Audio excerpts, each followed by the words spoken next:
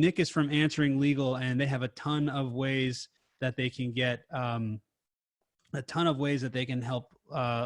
lawyers to. All right, Nick, I think that is you. I just promoted you to panelist.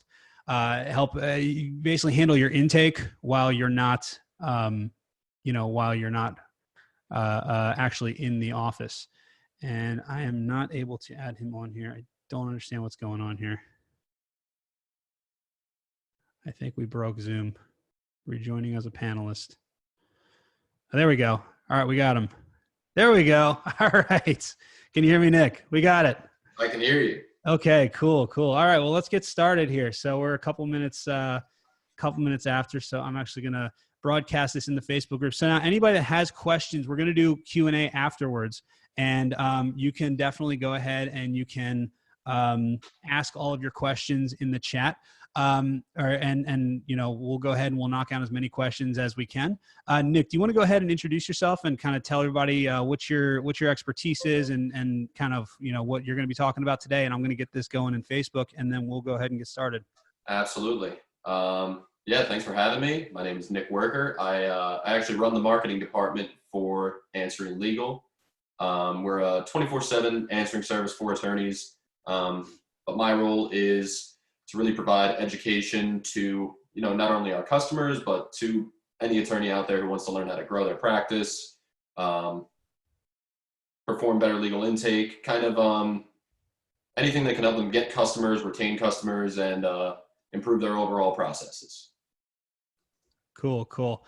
And anyone who doesn't know me, my name is Andy Stickel. I create a ton of content on the topic of law firm marketing and helping lawyers get more clients for their law firm. And right now I've been in overdrive helping clients that desperately need help right now, where maybe intake is slowing down a little bit. And, we've been going overboard for our own clients. We're actually implementing a lot of social media stuff right now because, honestly, right now you have to adapt to the changing climate of what's actually happening right now. And honestly, there's a lot of opportunity right now. And what happens right now, like what you do right now, is absolutely going to play a direct role in kind of what happens on the other side of this thing. So what I'm trying to do right now is I'm trying to teach as many lawyers as possible how to take advantage of the opportunity that you have right now. And I really, truly do believe it's an opportunity, because there's a lot of new things right now. And there's a lot of ways that your competitors are kind of just burying their head in the sand and just trying to hope to survive through this whole thing. But there's a lot of lawyers that I'm also working with right now that are consistently getting cases. So what I want to do on this webinar is I want to teach you guys what we're seeing right now. Was working for myself, because I'm a big part of I'm a big fan of drinking my own Kool-Aid. But what I always want to do is I always want to make sure that I'm teaching stuff that's actually actionable, because that's the biggest thing for us. So, I've got a couple of things that I want to talk about, but Nick, just to kind of start us off, what are some of the things that you're seeing lawyers doing right now that you think is actually working in this time of crisis? What do I think that they're doing right now? I think a lot of the stuff that I'm seeing lawyers do is just letting the community know that they're still there for them. So like a big thing that we're focusing on right now is obviously employment lawyers and bankruptcy lawyers, just because these people are having problems. And like, that's the unfortunate circumstance that we deal with, is a lot of the times we're dealing with people who have a lot of issues. That just happens to be one of the issues right now. Letting everybody know that they're still open and available, putting out content saying, even though the coronavirus is happening and blah, blah, blah, blah, blah, if you're affected, just know that I'm here, open, available to help. And it's also really good to put out a lot of like educational stuff. Like, here's what you can be doing while this is going on for their customers. So I've seen a bunch of people put out some sort of like, I've seen a bunch of bankruptcy lawyers put out content on how to survive financially. I got an email, which was really good. It was local and government business loans that you can be taking advantage of. So obviously, it's just educational. They're not getting anything from this, but they're the source on how you can go about getting these loans, how you can go about getting relief. And then you kind of become the guy to go to when they actually have further questions about legal matters. Yeah, for sure. I mean, this actually kind of falls along the line of something that I've been talking about for, I actually created a video a couple days ago, about a week ago, called PSA marketing. And this is something that I've been talking about for a long time, because there's a lot of lawyers that don't necessarily have a lot of cash coming in right now. And they think, well, I can't, people aren't searching in Google, and I don't really have a lot of money, or I don't want to spend a lot of money on advertising right now. So what do I do? So PSA marketing is really along that exact line. What you can do is you can kind of use your friends and family to help you promote your law firm. And this is something that I call PSA marketing, because the content that you create that you can put out on your own social media profile, like your personal page, if you put it out like it's a PSA type thing, where basically what you're trying to do is you're trying to just be helpful and just provide information, then what ends up happening is people will end up looking at your content and they'll be like, wow, that's really great information, and they'll share it. So you kind of avoid what I call the Cutco effect. And the Cutco effect, I call it Cutco because when I was in college, I don't know who here remembers public service announcement. Yeah. It's basically like public service announcement. Like you're making a public service announcement, because there's so much bad information out there right now. Nobody knows what to believe. I mean, whether it's from, there's so many different things on Facebook right now that nobody knows what to believe. So I say, if you create content that's kind of like a public service announcement, where you say, hey guys, I'm an attorney. I've seen a lot of bad information out there, and I want to set the record straight.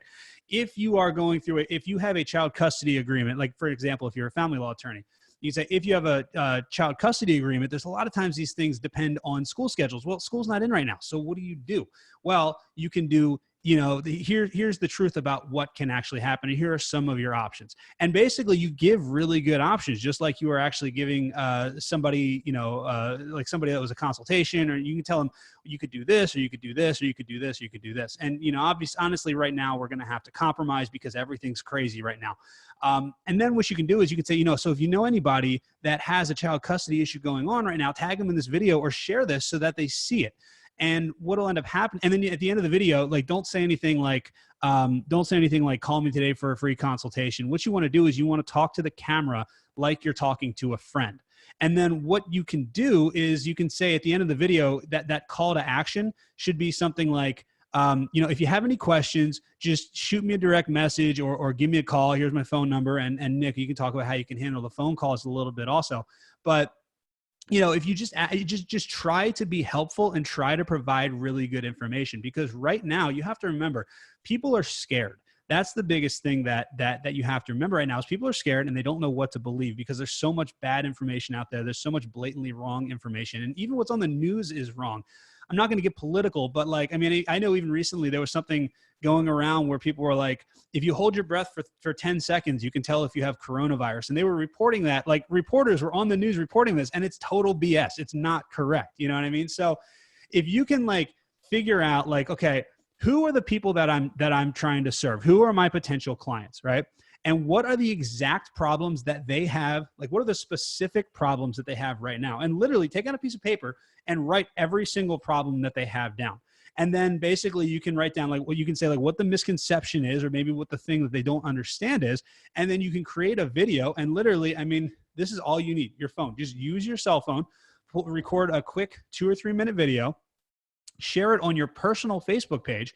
And as long as that video is helpful and is not like a blatant sales pitch, then you'll avoid what I was calling the Cutco effect before, which is basically anyone that has ever gone to college probably was approached by Cutco salesmen. And Cutco, I don't know if you remember, they have those knives and the scissors that can cut pennies and all that stuff.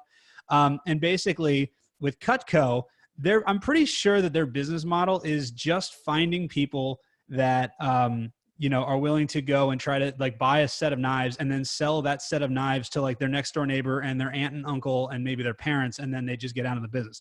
So the Cutco knife is basically, the Cutco effect is where basically you're trying to just pawn your services off, or you're trying to just sell your services to your close friends and family, and everybody wants to avoid that just because of the fact that it's awkward. Nobody really wants to do that. You know what I mean? And honestly, you would hope that if somebody, a friend or family member or something like that, you would hope that if they have a problem, they're going to come to you anyway and you're not going to have to advertise for them, but you can get them as long as it's really good information. They will share that content, and that's we're having all of our clients do that right now, and it's working really, really well. We had a client actually last Monday. We told a client, he's a criminal defense attorney.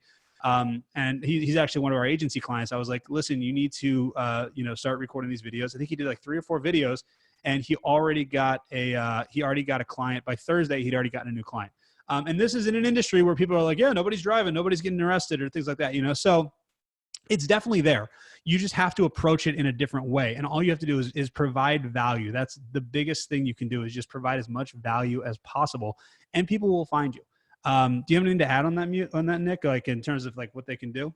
Yeah, I want to piggyback on that actually. A big thing that one of my colleagues and I have been working on is establishing expertise. We try to get our clients to become the source of information. So kind of what I was saying before, where, maybe you send out an email to your customer saying, this is where you can get these loans that the government is providing. Here's some information on, your relief check, when you can expect that. And just be kind of proactive in, obviously you want to fact check everything, because there's a lot of like false narratives going on around there. I know you were mentioning that, Andy. But as long as it comes from a .gov website or maybe the CDC, and just kind of keep people up to speed on what's going on, what they can expect. I know I get a lot of my customers' emails just by nature of working with them. And I got, somebody sent me a calculator for how much of a check I can expect to receive from the relief. So, I mean, that's another good example for like employment, bankruptcy attorneys, right? That's what mainly we're focused on right now, is because those are the people seeing a surge in business. Is send out to your clients the calculator for how much they can expect to receive a relief check for. And yeah, that's true. Yeah. And another good thing is the counterpoint is, here sometimes when you might not want a relief check, because that's another way to kind of get people's attention. Because right now, like ever since that bill came out, I've seen probably, 30 or 40 different articles and things about how, here's the bill broken down and how it affects your business and how to apply to it and all that type of stuff. So if you can kind of take the counterpoint, sometimes that's enough to get people to, especially if you can bring up questions that maybe like your ideal clients would kind of maybe apply to some of your ideal clients, then, you can actually start those conversations with, hey, do you have any questions? If you're a business attorney, hey, do you have any questions about, if you should actually even take the check? I know for my business, for example, we're not going to go, we looked at everything and we're not actually going to take one. We're not going to apply for anything, so it's not right for everyone. And a lot of people don't realize that. The other thing is like, talking about if it's right for your family, or if you qualify, or like if you're a tax attorney or a bankruptcy attorney or different things like that, like, or a business attorney, what are the different, ways, like creative ways that you can qualify if maybe you don't think you qualify right away. So there's just so much stuff that you could do. And by the way, everybody, we're going to get to, I know we have a bunch of questions. I know John, William, Leonard, and Bruce all asked questions in the Q&A section. So we're definitely going to get to that. Somebody asked, what kind of information could I provide to my clients, as I'm not a doctor or a specialist in viruses? What practice area do you work on? What practice area? And you don't have to talk about, it shouldn't be about viruses. It should be about how it's impacting their life right now. So like, for example, if you're a criminal defense attorney, one of the things that you can talk about anything. I mean, like, honestly, like lockdowns are a big thing. Like, what are your rights if the government puts you in quarantine? What are your rights if there's a shutdown, all that type of stuff. Right now, domestic violence is increasing because of the fact that people are home with their spouse and they're maybe drinking a little bit more, and maybe they're forced to spend time with somebody that they don't typically have to spend time with. And now they realize they can't stand that person. Immigration attorneys is another good one. Angelina just brought that up. We actually have a client who's an immigration attorney. They got 4 clients last week. And it's just using these tips. It's basically, thinking about what are all the problems that immigrants have right now. So for example, let's say you're on and I'm just making some of this stuff up. Let's say you're on a visa right now and you're outside of the country. How do you get back into the country? Like what are the rules there? What if your spouse is outside of the country and like stationed or maybe not stationed, but maybe, you know, maybe they're like an expat or something like that. You know, there's so many different things that you can do. Just think about every single problem that a potential person, like, you know, if they have like a fiance that's overseas and maybe the fiance is quarantined and you can't get to that. I mean, you just got to think of everything that you can think of. Nancy said estate planning, but I don't want to prey on people's fears. That's fine. You don't have to prey on people's fears. And I don't like preying on people's fears either. I don't like saying, hey, you're going to die. This is what's going to happen. But what I like saying is, here's how you can take advantage of this opportunity, or here's the things that you need to think about in this opportunity. So for estate planning, I mean, estate planning, honestly, there's so much. The biggest thing right now is healthcare directives. Because so many people don't necessarily have those things in place. So if you have a boyfriend or a girlfriend or a partner or whatever, and they get sick, are they going to be able to come see you in the hospital? You know, or are you going to be able to see them in the hospital? You know, what happens if they're on life support? You know, I mean, there's so many different questions, and it's not necessarily preying on their fears, but it's giving them information that they need to know. Because unfortunately, right now there's some uncomfortable truths that are happening right now. You know, so it's like so elder law, another one that someone just brought up. Elder law is a very, very interesting subject right now, because nursing homes and the elderly and senior citizens are really vulnerable to this thing right now. So there's so much stuff you can put in there. You said, as an elder law attorney, my clients like to know I'm still here. They can get things taken care of. Yeah, absolutely. Yeah, I just want to jump in as far as the estate planning thing. I'm sorry. Oh, sorry, yeah. But if you're providing value, I mean, a lot of these things that we talk about, especially like in the legal profession, a lot of these things are unfortunate. We don't want to get divorced. We don't want to talk about planning for bankruptcy. We don't want to talk about hiring a criminal defense lawyer because I got a DUI. These are all unfortunate things. What you can do is educate people, and education is often what combats the fear that a lot of people have. So like, you know, no one wants to get older and plan their estate and make sure that their will is taken care of, but it's kind of comforting to know that they have options out there, and that, you know, you're there to take them and guide them through these problems that they're having. And I love what you were saying, Andy, about nursing homes and healthcare directors and stuff like that. Like, yeah, this is a serious situation that we all end up, that we all ended up a part of. Yeah. And if you can be the voice of reason and assurance and expertise, like I was saying before, establishing expertise, you can kind of assuage people's fears, and then you become the person that they go to when they have to make that decision, when they have to get there. Or maybe they know somebody who's struggling with that, and they're going to recommend that they go to you too. That's why I like what you were saying with the public service announcement is, if you know anybody that's struggling with this, like, I have information, share my information, yeah, call me, and then just leave it as information. You become the expert. People have to go to you for the advice. Absolutely. And, you know, and by the way, I apologize. I get a little long-winded sometimes. No, so okay. Feel free to cut me off at any time. But the one thing you said, which is 100% right, is it's not about fear-mongering. It's about alleviating people's fears.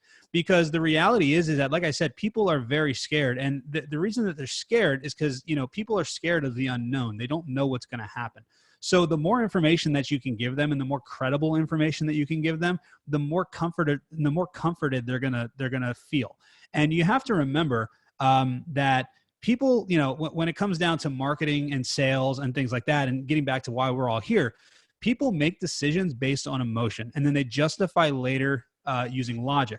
So what does that mean? That means that you are not in the business of selling legal services. You're in the business of selling emotion. You're in the business of selling peace of mind and all these different, and comforting all these fears, and basically let them know that their problems are understood and that their problems are now your problems.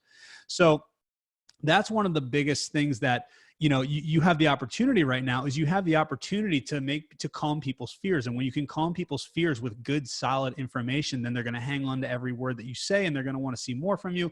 And then eventually they're going to want to hire you.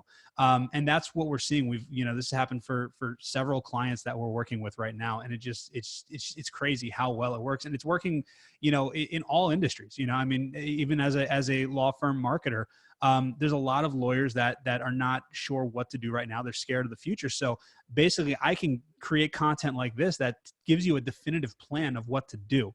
And doing that, it calms a lot of people down. It gives you almost like homework assignments rather than just sitting there staring at the phone, waiting for the phone to ring, you know? And one other thing that I wanted to bring up, another cool thing that you can do, a really good opportunity, is when you're creating this content with all these with all these, when people have all these problems and all these issues, what you can do is you can also create these videos and send them to news reporters, because right now the reporters are looking for so much content that they can create, content that they can put out there, because there's only so many, I mean, the coronavirus is a big story, but there's so many problems that other people have, that if you can go take these videos and also get them in front of news reporters and journalists and things like that, then what'll end up happening is you'll end up getting featured on the news as well, and then that's even more credibility that you can go and share. And what that does is that'll get you in front of more people, it'll get you more advertising, more free content, all that type of stuff, and then it'll also form a relationship with you, because people always take the path of least resistance. So when this thing is over, it's only going to be a couple months, but this thing will be over. Now you've got contacts in the media that whenever they have a question related to immigration or criminal offense or estate planning or whatever it is, they're going to come to you, and you now have that, free publicity wheel right there. Yeah, so that's I've something seen else that's I've really seen cool. a lot of people in the chat talking about how they're a criminal defense attorney, and it's slow. And this is something that you can do that Andy mentioned before, is tell people what their rights are if there is a lockdown, if there is a shutdown, if you have been laid off, and if you can be fortunate enough to get into the media and kind of deal with these things, you become, again, like an expert. You become the guy that they want to go to. But I'm always surprised when I deal with like reporters and stuff like that they actually want to hear from me. I always assume that they're busy and they have big stories to cover, but they're looking and they're interested to hear from you. So if you reach out to a reporter, they're not going to tell you no, what you have is dumb. They're going to appreciate your feedback, and they're probably going to feature you in at least a story. Absolutely. You got to remember, like, anytime you can be valuable to anyone, it's going to be in your favor, and reporters are human. I mean, they've got deadlines. They half the time they're going for clicks, right? So they're always trying to figure out, okay, what else can I talk about? What else can I talk about? And a lot of times they don't know. So if you can give them valuable stories, and here's the thing you should do. The best way to do this is to do as much work for them as possible. So rather than just saying, hey, it'd be really cool if you did a story on this, you should actually take the time, film a video, record the video. And actually, if you do like a 2-minute video, you can even send it to them on Twitter, because Twitter is actually where most of the reporters hang out. So what you want to do is you want to go to Google and search for, like ABC, wherever you're located. So like I'm in Tampa. So it'd be like ABC Tampa local reporters, and then NBC Tampa local reporters, and just go through, do that for the newspaper and everyone. And then just kind of start looking at which types of articles and what types of pieces they've put out. And then ones that have done things that are kind of similar, like even somewhat similar to anything that you could talk about, start sending them story ideas and do a lot of the work for you, and say, don't just say, hey, you could talk about this, but tell them why they can talk about this and how many people it impacts and what, like, do a lot of the work for them, because you got to remember, people will follow the path of least resistance. If you give them a story that's pretty much ready to go, they're going to use it because it's less work. It's just human nature, Yeah, actually, Chase Musser posted a great tip. Twitter is a great place to find journalists. Yeah. What you can do is you can go to your local media and just see who's writing the articles about what you're trying to get into, and then try to find them on Twitter, or you can find them on the website. Just Google their name. I usually, like, I have a good example. I have a scholarship that we do every year with my company, and we try to get it in local media and papers and stuff like that, just for the buzz and to get more applicants so that we can help more people. So we reached out to this local Rhode Island newspaper, and my colleague Joe, he was a journalist major at Stony Brook like years back. So he says the same thing. They don't want to do any of the work. You do all the work for them, and they decide whether or not they want to use that information. Mm-hmm. So we wrote up this whole human interest piece on this guy that we gave the scholarship to. We didn't even really mention ourselves. And the scholarship ended up getting featured in the newspaper. And all the person wrote back to me was, oh, can I have his contact information? I want to call him, ask him about his childhood, his upbringing. And he just needs to sign this release form for us to use his picture in the paper. And it went up like a week later. Yeah. So it's really easy. They're really easygoing, and everything Andy said is true. Make them do a lot less work than you think they want to do, and just provide them with all the information, because ultimately you want your information to be featured in the piece and you to be the expert. So definitely, that was great. And what's cool is they'll keep coming back to you over and over and over again, because they know that if they come back to you, if they go to you, you're going to give them really good content. So it just works really, really well. We had a client today's Monday. So not last Friday, but the Friday before that, she started doing this. She's a personal injury attorney down in Miami, and she started tagging the local radio DJs. I'm not sure exactly what she was doing, but she was definitely doing something where she was providing them with a lot of information. She's a personal injury attorney, and she ended up, now she's like on they bring her on like once a week. And she's not paying for it, but she's basically just giving them such good information that they brought her on last week. I think they're having her on again this week. And it's really blown up for her, and she's gotten really good results out of it. Somebody asked me I saw somebody mention in the chat, and I apologize. There's so many comments right now. I can't really take them all, but we're going to, we're actually cataloging them all, and we'll go through and do a Q&A after this. But for personal injury, some of the things that you can talk about is, I mean, there's so many different things that you can talk about with personal injury, which is, first of all, like, what are insurance companies doing right now? Like if somebody's in an accident, or somebody's dealing with a claim right now, what are insurance companies doing as far as like delayed payments for if they're working on like skeleton crews and stuff like that? Are they processing claims? Are they doing stuff like that? Another thing that I would really do, just to get your name out there for personal injury, is start talking about liability for some of these businesses that are supposed to be open and they're not. So like what happens if your boss makes you come in and then you get sick? Or what happens if you own a business and somebody gets sick one of your employees gets sick, and it was like a job where you could have done the work from home. I mean, a lot of this stuff, I don't really know what a lot of this is, but it's just stuff that I'm just kind of making up. It's like, how do we relate the coronavirus and everything that's going on right now to your practice area? And then the other thing is, just think about like anyone that's been in an accident or anything like that recently. What are some of the issues that they're dealing with? What if someone gets into an accident right now and they can't get medical attention because the hospital is overrun with patients? Like what happens in that scenario? Like there's so many different things that you can talk about. It's like, you really just kind of need to sit down with a piece of paper and a pen and just do like a brain dump and think of like, what are all the problems that somebody that somebody is dealing with? Like, what if they get into an accident and then they can't go to the doctor, and how do they handle that situation? What are some of the ways they can document that it actually happened, or different stuff like that?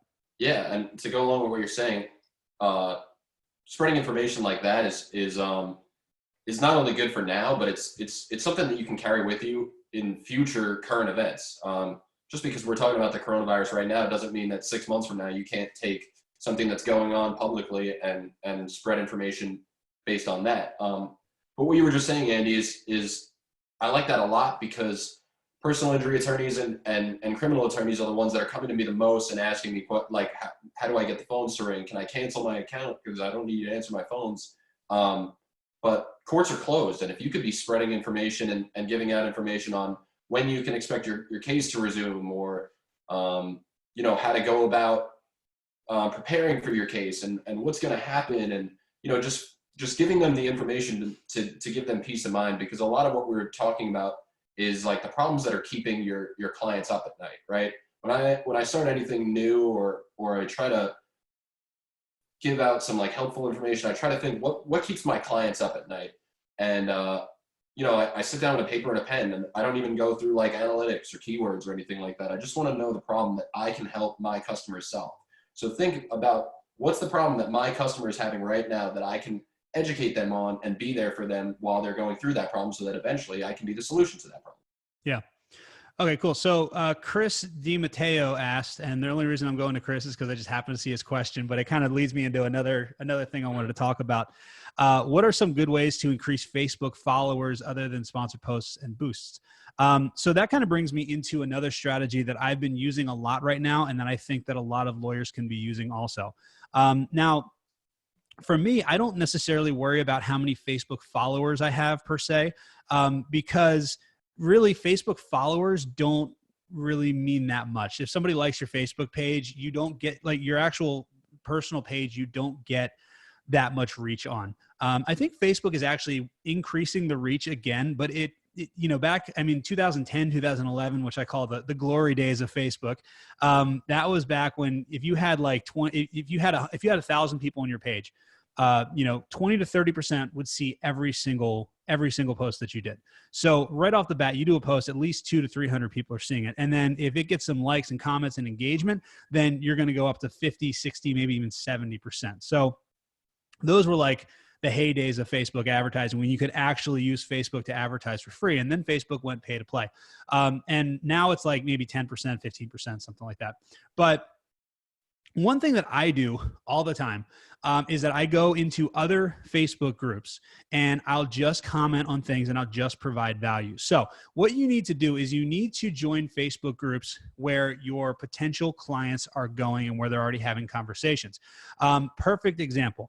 I live in Lakeland, Florida. There's a group here called 863 Crime Watch. It's a Facebook group, and it's the craziest group because basically every single, anytime there's any police lights or anytime there's an accident or anything, it always gets reported in this group. It's like 40,000 people, and it started as like a neighborhood watch group. So no one is doing this. This is an absolute amazing opportunity for a personal injury attorney to go in that group, and every time there's an accident, just start commenting and giving information. Don't go and say, hey, if you were in this accident, call me today. But what you can do is you can actually go in there and start providing value and just start helping people. And what that does is people are going to start to see what you're putting out there. They're going to start to see that you're providing really good information. They're going to get curious who you are. So then they're going to click and they're going to check out your profile. So then on your profile, in your bio, you should put, I'm a personal injury attorney and I help people do whatever I do, and then have a link to your website. Or you can even say like, personal injury attorney fighting for victims, direct message me if you need any help, or direct message me if you have any questions or things like that. And what will happen is people will do that. People will absolutely get curious when they see you providing value, and they will then go ahead and then they'll contact you. What do they say? North Carolina has very strict ethical restrictions on what attorneys can say on Facebook and other social media platforms. Attorneys, yeah, obviously you need to check with your local bar associations and make sure that you're being ethical. But I mean, I think that there's a line between giving legal advice and giving an opinion and giving like, again, you've got to figure out what works for you. Obviously, there's 50 states. I can't, you can't have blanket information for everything, but this is a really, really good way to do it. If you can go into other Facebook groups. So like, for example, if you're a family law attorney, go into parenting groups. If you're a criminal defense attorney, go into like addiction and drug addiction groups and things like that, where people are having problems and stuff like that. I mean, there's so many different places where you can figure out where your actual clients are going. And this is actually a strategy Gary Vaynerchuk came up with. It's called the $1.80 a day strategy, where basically you leave your 2 cents 90 times in different places. So it's actually pretty cool. Nick, do you ever do that? Do you ever go into other groups and provide value? I don't know if you're baiting me. I actually met Andy because we joined his group and we just started posting, like expert opinions on. Oh, did you really? I don't even remember that. Oh, really? That's so funny. I didn't know if you were baiting me. No, I don't remember. Well, yeah. Well, that's what you do though. So we do that. We also started our own Facebook group, which is something that you can do eventually and grow your own audience. But yeah, we end up, I think I'm in a group called, what is it? Maximum Lawyer. And it's just Maximum Lawyer. Right. And there's like, how many, 20,000 attorneys in there, or 10,000 attorneys or something like that. And it's just crowdsourcing information, which is so applicable to like other industries. Right. But for me, I'll keep it on the eye. I go in there and there will be an attorney who asks, what's the best way to, or what's the best phone company to use? And I deal with a lot of phone companies, and I know how to help attorneys set up their phones so that they're set up for the most success. So I'll just go in there and comment on my Facebook page. Here's who you should go with. Here are some options. Here's some links to their website. Read their client reviews. Here's how much they cost. And if you have any questions, feel free to reach out. And I don't really say anything, but if you go to my Facebook page, it clearly says I work for Answering Legal. I'm an answering service. And then if you're in touch with me and you need help with your phones and I'm the guy you go to, I can make those recommendations. Yeah, exactly. But yeah, for sure. Like relating it back to lawyers, like Neighborhood Watch or I'm trying to think. You just got to think of like parenting groups if you're a family law attorney. I mean, like just think of like wherever your ideal clients could be hanging out, And somebody said we have to be very careful about solicitation. Yeah, that's 100% right. But if you're doing this correctly, you should never say contact me for anything, because like what my strategy is basically, I see people have questions, I answer the questions, and I try to over deliver as much as possible, and then people contact me. And if you can take that strategy, then it definitely works really, really well. If you just provide really, really good value, then people are eventually going to get curious. And here's the thing: not every single person that you leave value for is going to hire you, but if you make a consistent habit of doing this, it will really, really work really well. It will really work in your favor. So, another thing is, speaking about, I see a lot of people talking about journalists and things on the side. One thing you can do right now that is kind of this is more of a long-term strategy, but a lot of times it's like when you have opportunities right now, you can kind of start planting the seeds for a lot of this stuff. And that's something called Help a Reporter Out. Have you ever used that, Nick? Oh, I love Help a Reporter Out, man. Yeah. So what Help a Reporter Out is, it's HARO for short, or that's the acronym. Basically, 3 times a day, journalists go on Help a Reporter. You can go to helpareporter.com. You can sign up as a source. It's completely free. And journalists will go on there and they'll say, hey, I'm writing a story about, addiction and crimes, and we're looking for criminal defense attorneys to comment. And what you can do is you can go on there and you can get links to your website, which help boost your search engine optimization. Now, obviously, SEO is not a big thing right now, but this is something that you can start. If you've got a little bit of extra time right now, you can work on this, and you can start basically getting used to just scanning Help a Reporter Out 3 times a day and just responding to inquiries. I've been featured in the Huffington Post. I've been featured in Forbes. I've been featured in Entrepreneur. I've been featured in so many different places just from Help a Reporter Out. Have you ever gotten anything with it, with Help a Reporter? I don't remember. I think I've been in a couple of things, not quite as big as that, but something that I do, and somebody mentioned Quora is a great place to provide value. This is an old strategy that I haven't done in a while, but I used to go to Quora, and on all the places where lawyers are giving out advice and people are asking questions and legal advice and stuff like that, I would get display ads put on those specific pages. And you can contact Quora, and you can contact other websites like this as well. But there was a guy I used to work with at a really big agency named Stefan Bajayo, and he came up with search presence intelligence. And this is like what we're talking about, being where your customers are asking questions. Mm-hmm. And I would just get on there and put display ads, and it would just be right near where the questions were, so that I was just in the right place, maybe at the right time when somebody needed to reach out. Absolutely. Ray brought up a good idea is to go to Google Trends and see what's trending in your city. That's absolutely right. You can look at Google Trends. Another good one is answerthepublic.com. You can put in Answer the Public. Like, you go to Answer the Public and you can put in a keyword like child custody or divorce or bankruptcy or, anything like that. And what it actually does is it goes out to Google and it finds all the questions that people ask in Google autocomplete. And it'll give you a list of sometimes 400 or 500 questions that people are asking. And you can kind of look at themes and see, okay, these are good things to talk about. So that's pretty cool. I don't know if they do it anymore, but Avo used to do that. I had an attorney locally that I was helping out with a bunch of things, and he would always just go on Avo and answer family law questions. He would provide so much information. He would cite specific laws and stuff like that. He would go way overboard, but he would make himself sound really professional, like he knew what he was talking about. Obviously, he does know what he was talking about. And he got a bunch of clients just from going on Avo and answering people's public questions. Yeah. Or what you can do is you look at those questions and you can see these are questions that people are answering, and then just film videos and then share them with your people, I mean, that's, at the end of the day, if you could sum up my entire marketing strategy that I've had for 3 years now, it's 2 words. It's provide value. That's basically what it is. It's figuring out how do you provide value. How do you just provide value and just give help as many people as possible. And the more people that you help and the more value you provide, the more it comes back to you. I truly believe in the karma bank. I think that the more people you help, and help without expecting anything in return, the better you will be in the long run.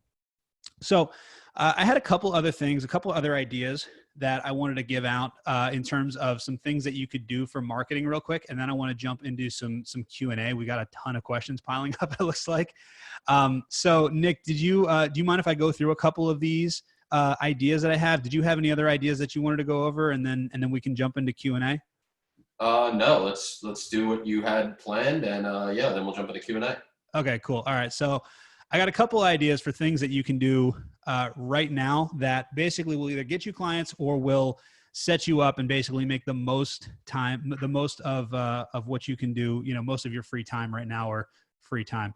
I know anyone that has kids. I've got 3 kids running around my house right now also. So it's not exactly, it's always challenging working from home, but here's some stuff you can do while that maybe you wouldn't have had the opportunity to do. So one of the big things is client testimonials. Now, I was thinking about this and I really wanted to, I was really excited that I could tell all of our clients, now that you've got all this free time, you can go ask your clients to give you Google testimonials. And then Google announced that really they're pausing all their testimonials and they're freezing their Q&As, all that type of stuff. So I think that if someone leaves you a review on Google, I think that it will go through, but I don't know. It's kind of risky. I don't want to burn too many brain cells trying to get people to leave reviews on Google. So what I was thinking about is another thing you can do that I've found to be very, very important and make a huge difference in my business is actually getting video testimonials from clients. Now, the way that we get video testimonials for our clients is we actually use Zoom. And like 2 or 3 weeks ago, it was kind of a foreign concept telling lawyers, hey, you need to use Zoom. But now it seems like within a matter of like 2 weeks, everyone is now using Zoom. And I really am kicking myself that I didn't buy stock in Zoom 3 weeks ago because I would have made a lot of money. But one thing you can do is you can do video testimonials with your clients where you actually interview them. And the reason that you want to do this is because you'll get better testimonials that way. So if you just let somebody, if you just say, hey, would you record me a testimonial? Half the time they're not going to do it. Actually, I'd say 3/4 of the time they're not going to do it. And then the other quarter of the time, it's going to be a testimonial that's like, the Smith law firm was really good and they did a good job. And I recommend the Smith law firm. It's going to be like this really like crappy testimonial. So what I try to do with all of my testimonials is I try to tell a story with all of my testimonials. And the way that you do that is you interview them using Zoom. So you want to ask them some very specific questions. So the first question you always want to ask them is, what was the problem that you had prior to coming to our law firm, and let them kind of tell the story, right?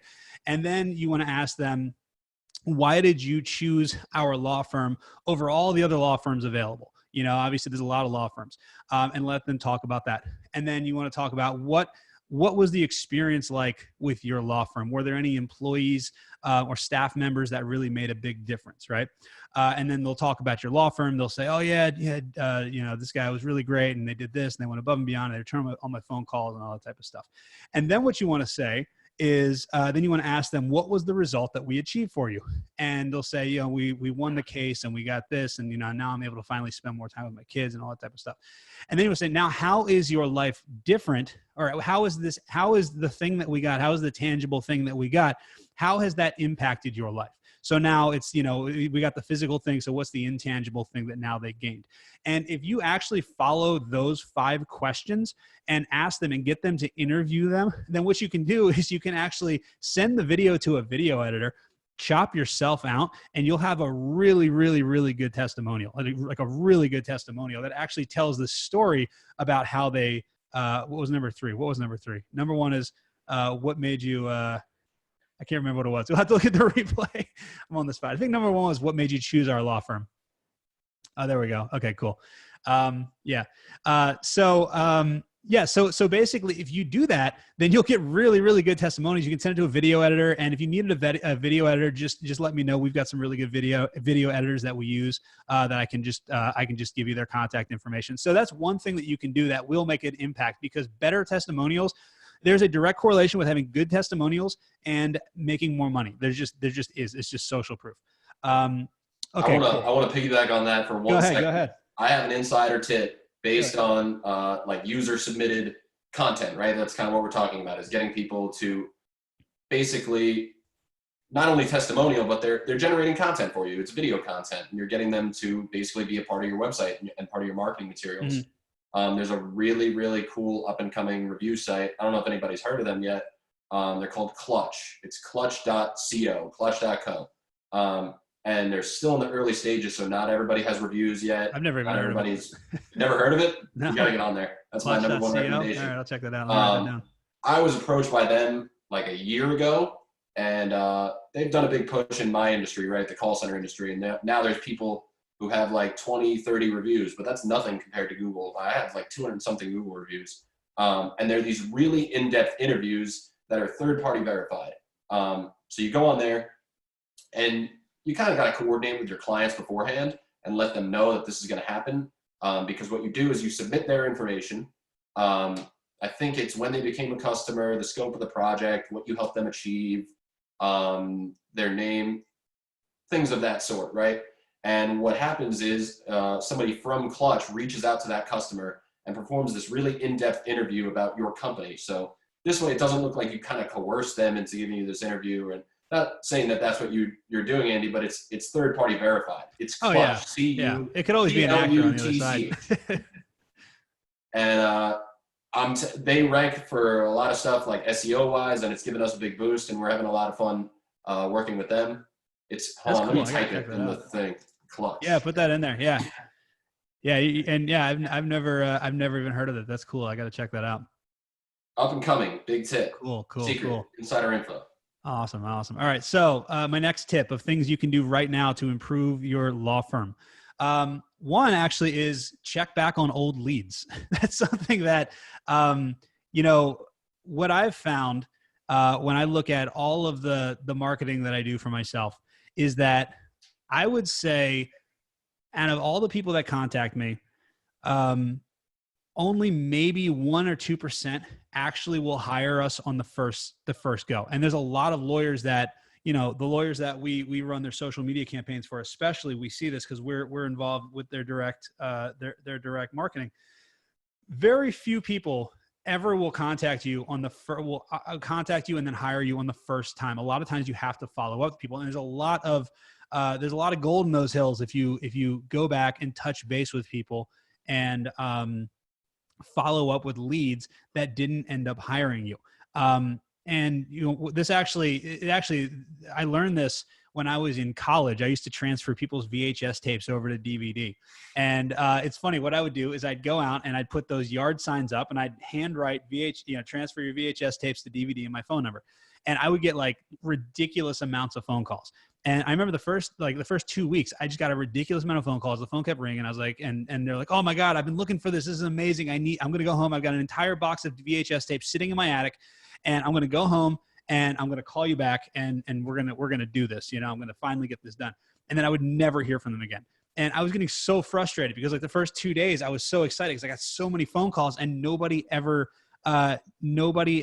called me back. I was like, what the hell is going on? So for some reason, I was smart enough to do this, and I don't know why. I actually kept track of everyone that called, and I actually kept their phone number, their name, and I kept notes on it. So like 2 weeks later, I got kind of pissed off, and I was like, hey, why didn't you do, like you said you were going to do this? Why did you do this? Why didn't you contact me? And they're like, oh my God, I've been looking for your phone number. So that weekend, I went back, I called like 200 people. And I made like $5,000 that weekend just from following, like one simple phone call, following up with people. And that taught me that like follow-up is key. So many times people will contact you and then life will just happen and they'll just lose your phone number, or that, that's a big part of it. A lot of times they can't find you again, or they can't, if they just went to Google and searched something and then ended up on your website and called you, they might not be able to find your phone number again. So it's imperative that you follow up with them, because if you shake those trees, money will fall out. I promise you it will. And I mean, you got to remember when I was in, you're a broke college kid and all of a sudden you make $5,000. I mean, I might as well have won the lottery, So that was the biggest thing. And now we do that on, client websites, all that type of stuff. We throw Google and Facebook remarketing pixels. Google's a little tricky with remarketing because they don't allow you to remarket things that are sensitive. So like, for example, if you're a family law attorney, Google will not allow you to, basically it's kind of like something that you wouldn't want your boss to see. They won't let you remarket unless they change that, but that's how it used to be. So we typically don't do that. So that's a good one, is check back on old leads, because you'll probably get some stuff out of there. Another thing is the team selfie hack. Have you ever heard of the team selfie hack, Nick? No. All right. So the team selfie hack is something I actually talked about at PILMA when I was in Las Vegas. I did a presentation on ranking your law firm in Google or in the Google Maps at PILMA in Las Vegas. And basically what the team selfie hack is, on the Google My Business profile, you can upload pictures of your team, right? Of your interior, your office, your exterior, your office. But what the team selfie hack is basically you go to all these different parts of your city.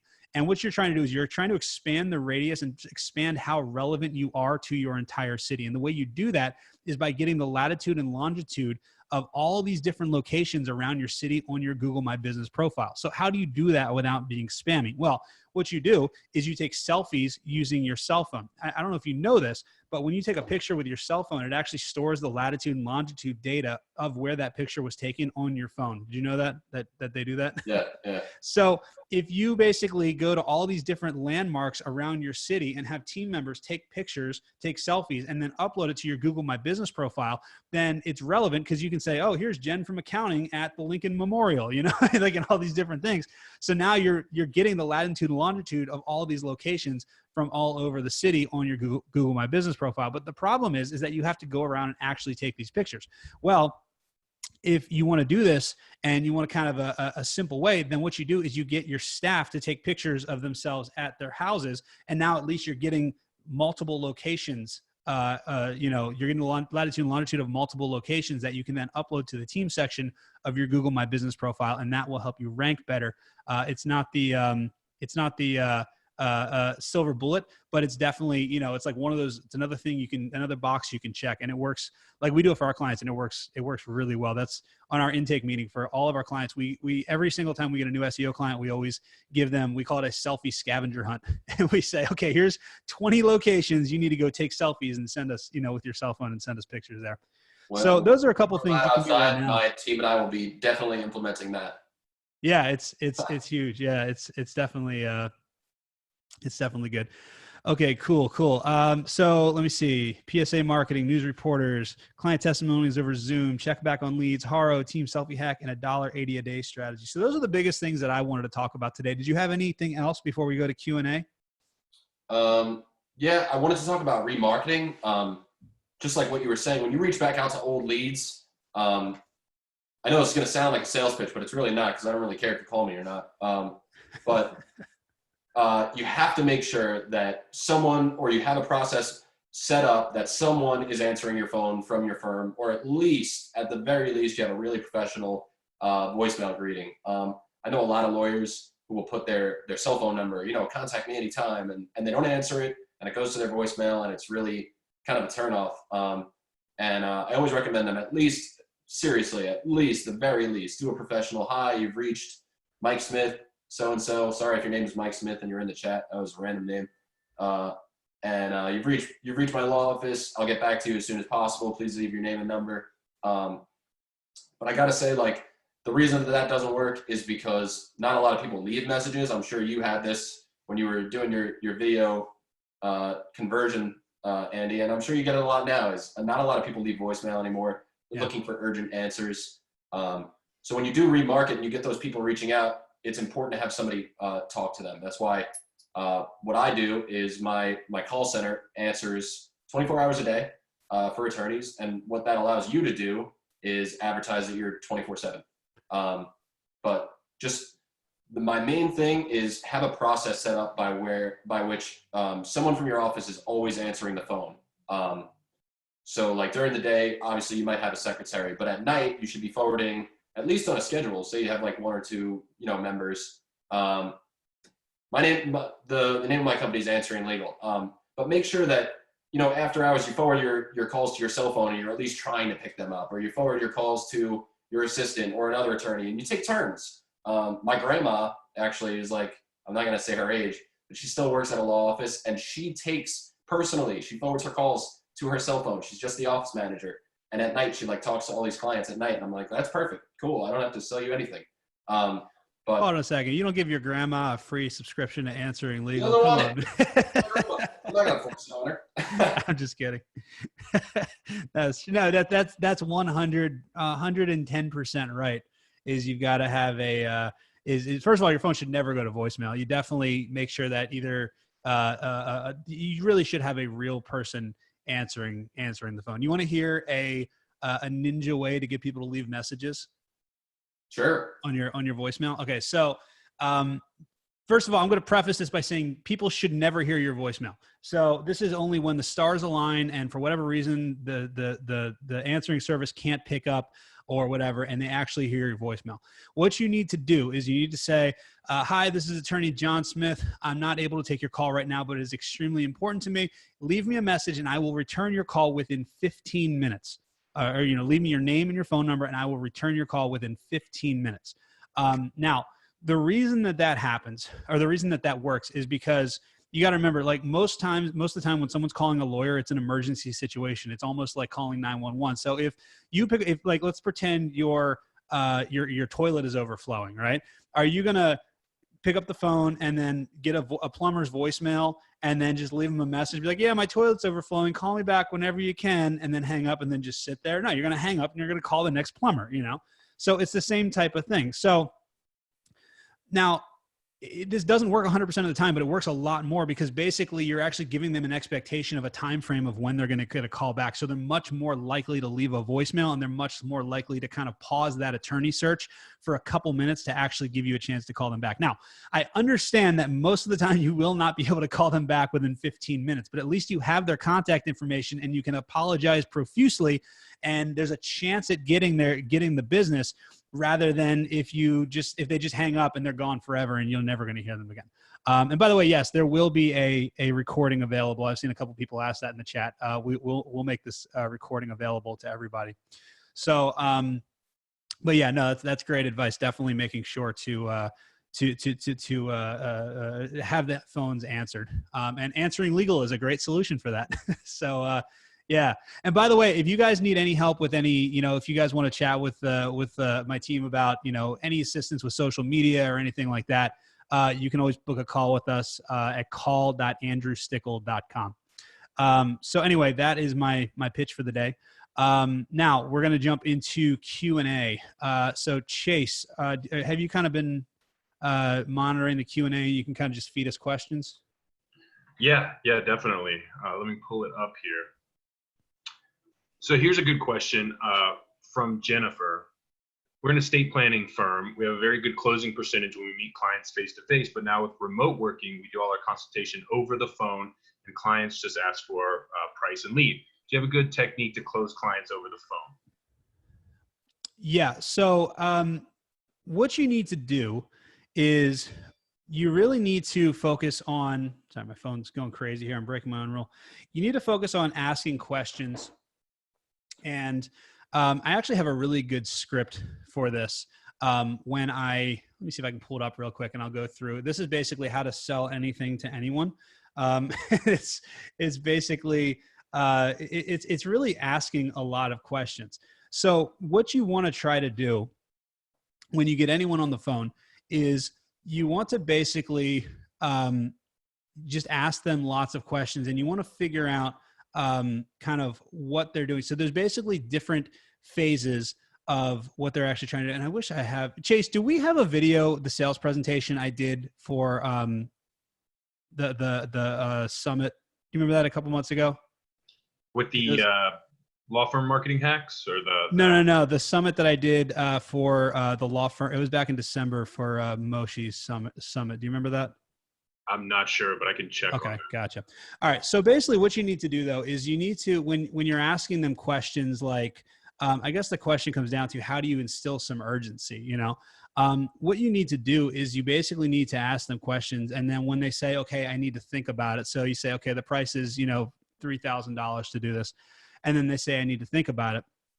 Instead of just saying, okay, then what you need to say is, okay, well, I encourage you to think about it, and definitely I don't want you to make a rush decision, but we're on the phone right now. So what are the questions can I answer for you?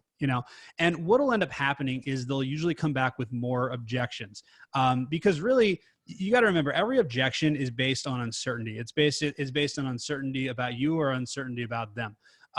About themselves, their ability to do it or something like that. So what you can typically do is you can just keep asking them, well, we're on the call right now, and I don't want you to have any other questions. So what other questions can I answer for you right now? And then what that will do most of the time is it will get the conversation to it'll start the conversation up again.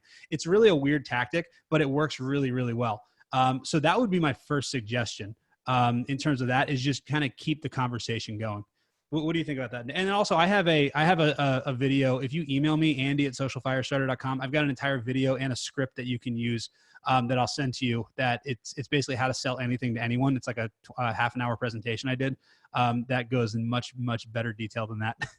I don't sell anymore. I used to be in sales before I took over a marketing role at my company. But what I do is I do handle a lot of the live chats that come into my website where people will ask me, how much does it cost? My favorite tactic to do to those people who only care first about price is I provide them information overload about my price, down to here's what it costs per minute for my service. Here's what you get. Here's what you don't get. Here's what I don't charge for. And here's the value that I provide you. And what that does is it's sort of like what Andy's saying, it gets them engaged in the conversation, but it also provides them with more objections. Like if I tell them,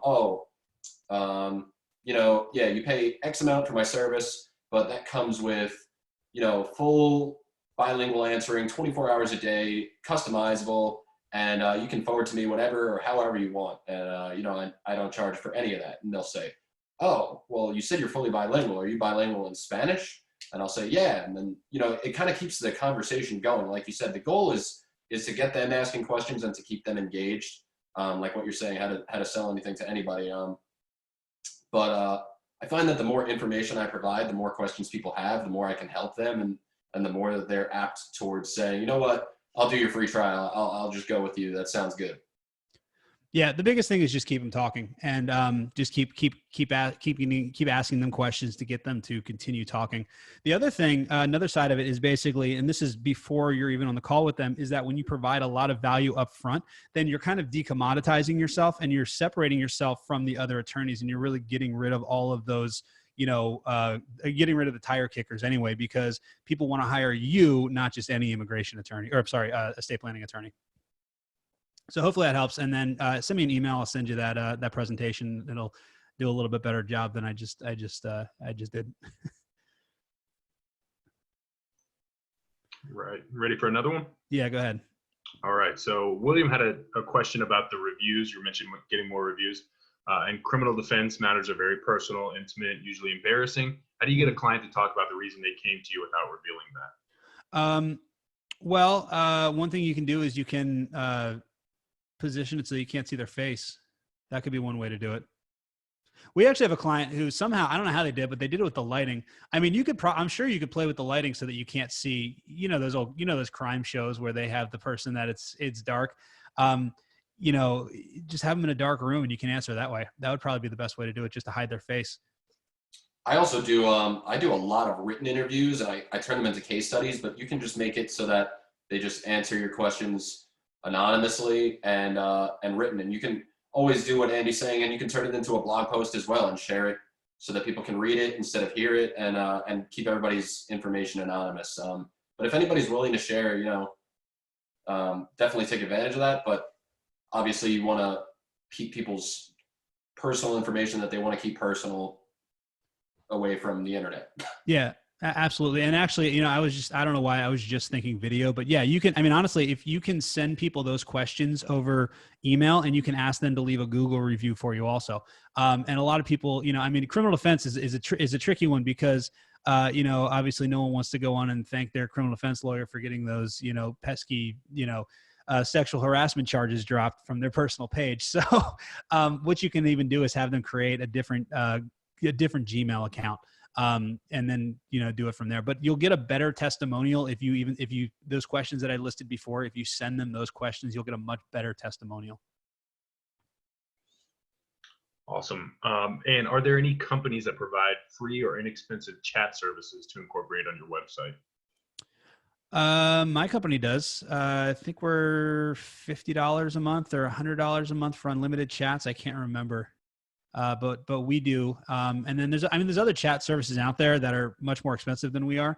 I can't remember if it's 50 or 100 though. It's one of the two, but even still, it's a lot cheaper than like companies like Engage and stuff like that, where it's $35 a chat. Nick, do you guys provide chat services? We are currently working on it, and it's supposed to be a secret, but for anybody here, you're getting a sneak peek very soon. All right. So yeah, so my company does, and Answering Legal will soon.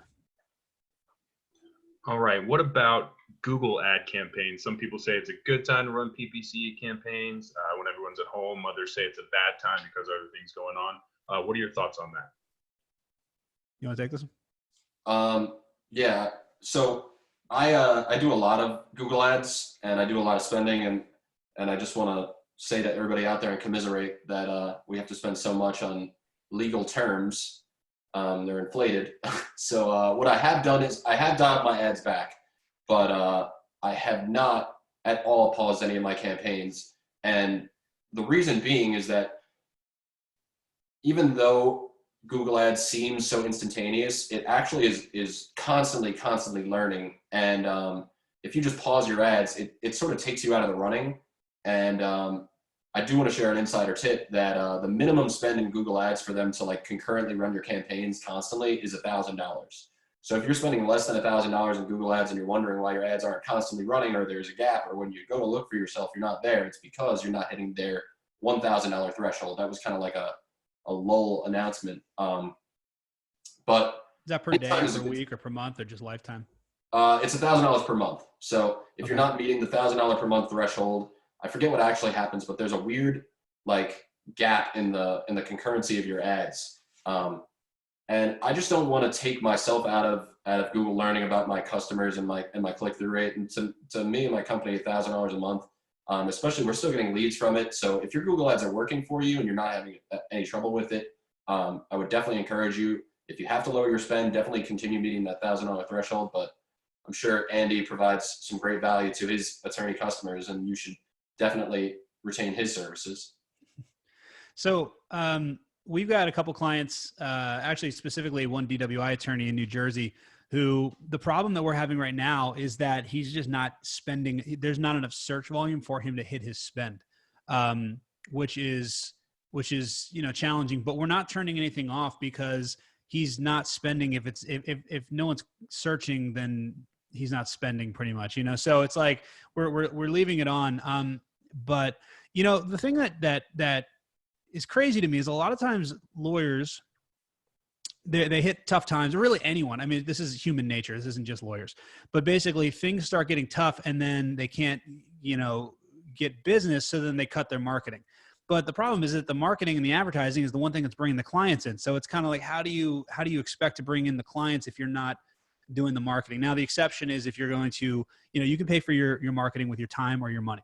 Most of what we talked about today is paying for marketing with your time, because that's really what's happening right now. Because even if you wanted to spend $1,000 a day on DWI terms in New Jersey, it's not happening because people aren't searching, So, but at the same time, there's other things you can do, like Facebook ads, which are proactive.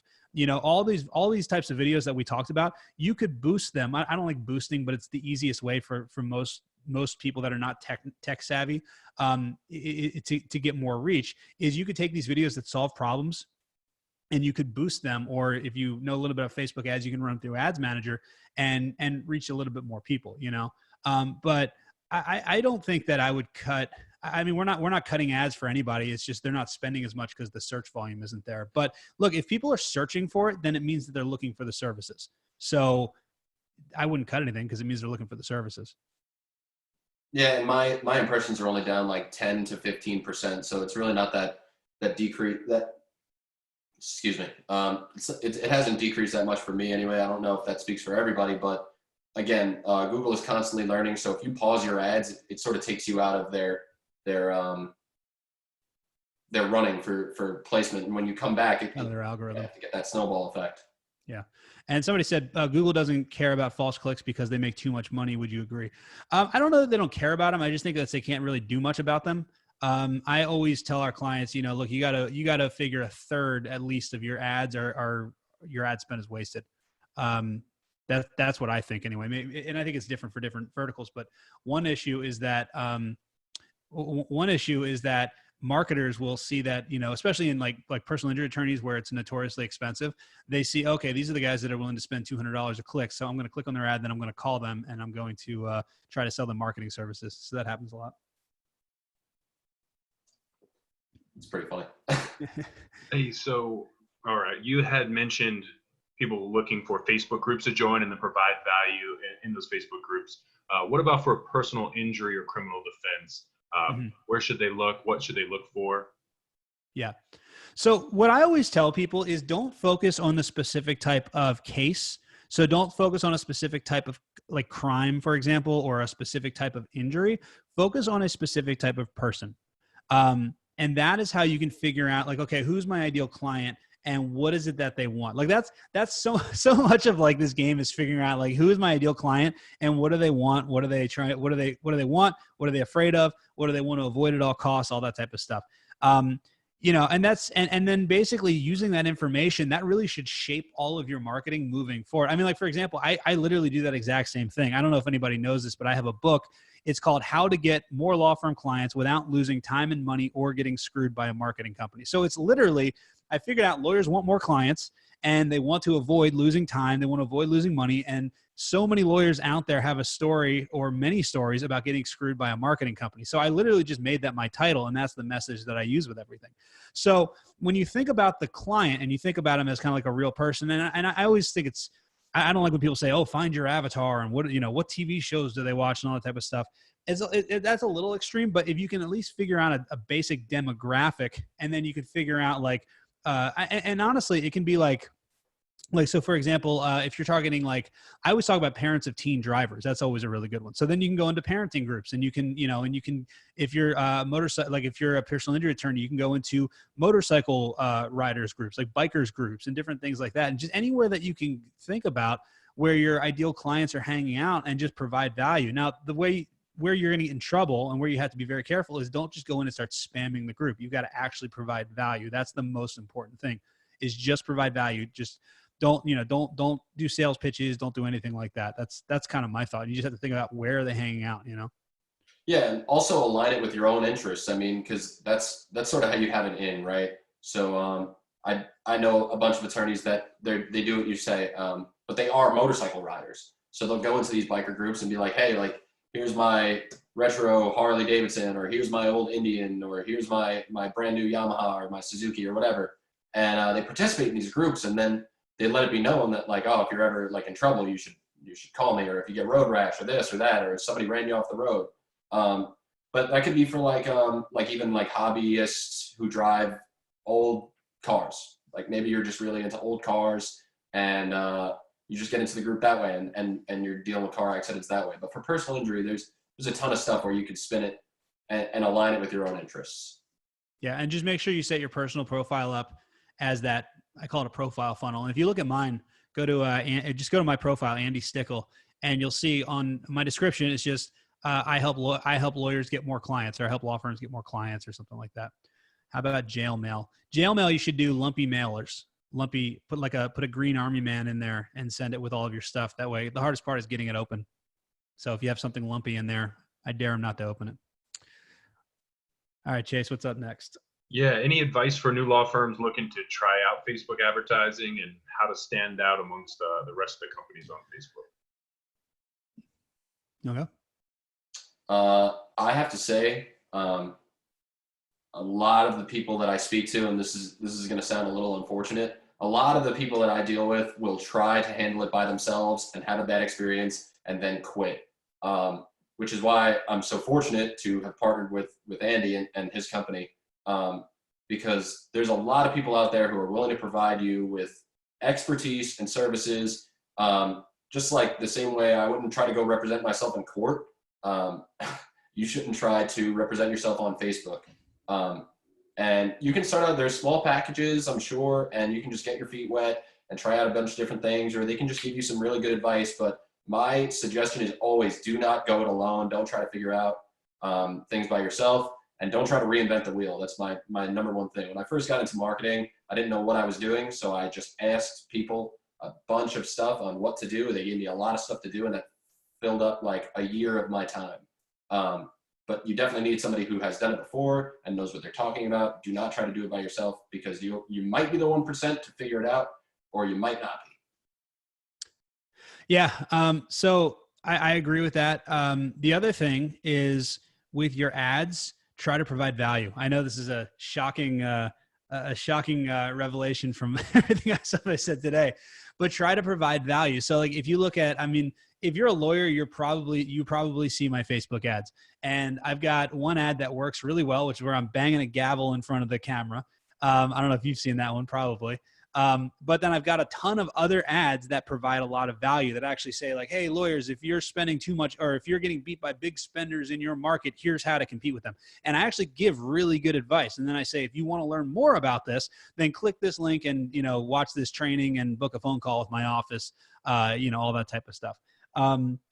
So that's really the biggest thing, is basically, there's a couple things. First of all, you've got to understand your audience. You've got to understand that people don't have a long attention span. So you've got to get straight to the point. The other thing is that you've got to provide value. Another thing is, make sure that your videos are, if you're going to do videos or even pictures, make sure that they're very, what's the word? They're like pop, they're very contrasty. They're very vibrant. Vibrant is the word. You want to make sure that they're very vibrant. There's actually a really cool app that I just found. It's called Pixel Loop. It's called, hold on, let me spell it for you. Pixaloop. And it's so cool because basically it animates, like, you can take a picture, like a still image, and it'll animate the sky going over your head. And like, if there's water, it'll animate the water. And it's so cool because it just gets people's attention. So that's something that's really important also. And something else I want to say about Facebook ads, like you were saying, a lot of people will use them, and I don't know if it's pixelloop.com. I know that it's Pixel Loop. Is the app. It's in the App Store. Oh, okay. One thing I wanted to show you is, one thing I wanted to mention about Facebook is that a lot of people will try Facebook ads. A lot of lawyers will try Facebook ads and be like, oh, I tried Facebook ads and it didn't work, so Facebook ads suck. And the reality is that no, Facebook ads don't suck. Facebook ads are a tool. This marker right here, for example, is a tool. And this is what I do with that tool. I draw crappy stick figures. However, there's other people that could draw an amazing picture with that marker. Same thing with Facebook ads. Some people use Facebook ads, they don't know what they're doing, and this is what their advertising campaign looks like. Other people can get on Facebook and create the Mona Lisa of advertising campaigns if they know what they're doing. I don't know if I'm that good, but I'm pretty good with Facebook ads. So it just comes down to, actually, like, it's not necessarily like Facebook ads don't work. Facebook ads absolutely work. You just have to know how to use them. You have to know a lot of stuff about Facebook ads. Hopefully that answered that question. I don't know if it did. Yeah.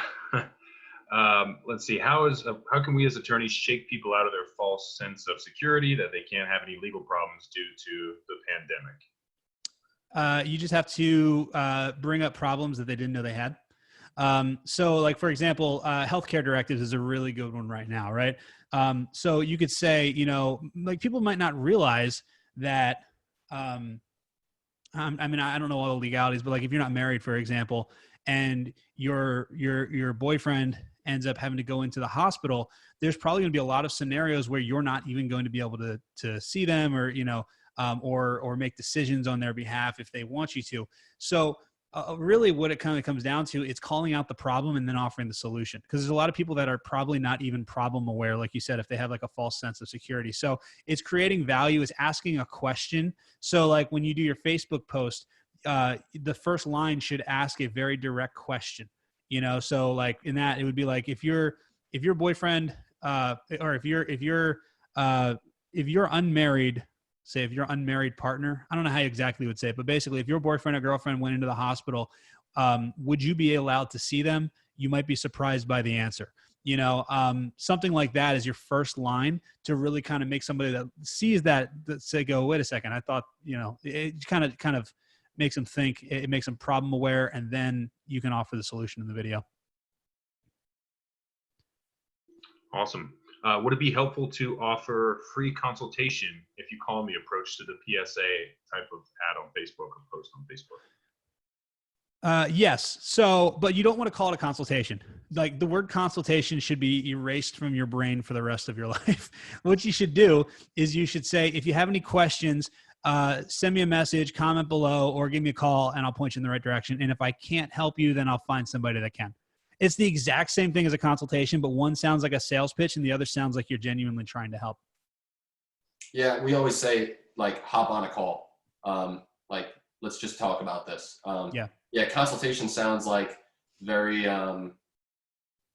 final, like you're actually making the hire when maybe still a little cagey, or you're just looking for information. You know, nobody wants to be sold on something that they're not really looking to buy yet. So if you just say like, hey, like I'm here to talk. If you want to schedule some time with me, I'll make some time for you, and we can just talk about this. Hop on a call. That's my favorite thing. Here's what I always say: talk to the camera like you would talk to a friend. If your best friend from college called you up and said, I just got into a car accident, would you say, oh, well, call me Friday and I'll give you a free consultation? You know, you wouldn't do that. So talk to the camera like you would talk to a friend. Great. And John asked, what's the ideal length for a Facebook video, minutes wise? The ideal length is as long as it needs to be. I was going to say, I thought I knew the answer to that, but one more from Jerome here. Well, hang on a second. Let me clarify on that. Don't drag it on. Just get to the point. But it does, you know, like, I mean, I don't ever worry about how long my videos are. But that doesn't mean I do like 45-minute videos either. You know, it's like, I mean, it should just be like, you shouldn't try to get multiple points in one video. If there's like multiple topics, they should each be their own video. Awesome. Yeah, Jerome asks, what is a reasonable marketing budget in terms of percentage of gross revenue? Nick, you want to take this? You want me to? A reasonable marketing budget as it pertains to your gross revenue. I don't really like to stick to a number, and at my company, we don't stick to a number either. Our philosophy is that come up with the best ideas possible, right? And then find out the costs later. So like, you know, when we were first starting out, we were a startup business, and I would find out things, and maybe it would cost $100,000, right? And I would bring it to my boss, and I would say, this is XYZ solution for us. This is how it could work. This is the ad. This is what it's going to get us. And then I determine whether or not that it's going to bring me the ROI that I want. So the answer is, it really depends, and it depends on your budget too. But we don't really limit ourselves to just a budget. I don't say like, oh, my budget doesn't let me do this, or my budget doesn't let me do that. I try to find the best ideas first, and then worry about how much it costs and how much it's going to bring me afterwards. I just find that a budget really limits us. So what I do is I look at it, I take it as a more objective approach. I don't look at percentage of sales or anything like that. What I look at is I look at how much does it cost to acquire a customer.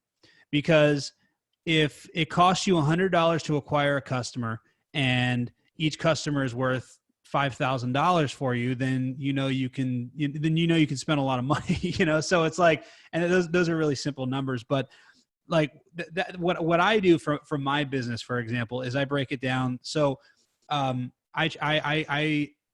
biggest way that I sell stuff from myself is I have people go to a webinar and then book a call, and then on the call we sell them something, right?